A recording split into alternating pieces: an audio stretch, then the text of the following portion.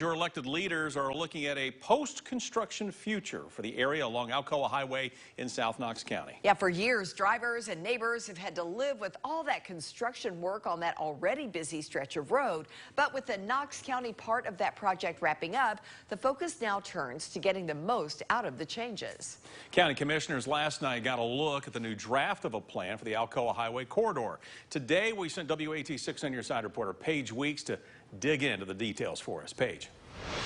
Well, Lori and Bo, we're now entering what some say is the most exciting but also most challenging part of revitalizing the Alcoa Highway. Plans include beautification and new signage, but also involve drawing businesses back to an area that's been struggling to survive for several years.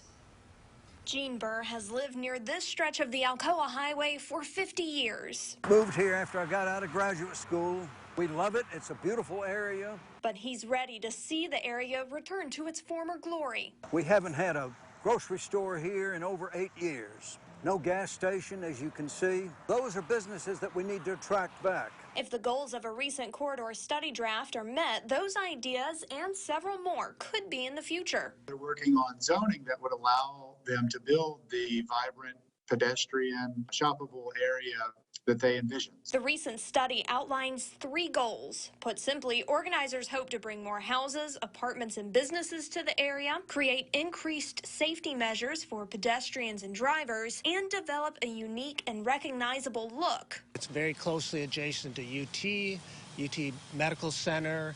Great opportunities for additional commercial and retail, office and residential development in that area. The goals come after nearly 10 years of construction and suggestions from people who have remained dedicated to improving the stretch of land. This is a good example of communities leading government to what they desire and government coming along to support that with thoughtful planning. And when it comes to those communities leading the government, they have no plans to back down. This is important to us. We want the Alcoa Highway corridor to not just survive, but thrive.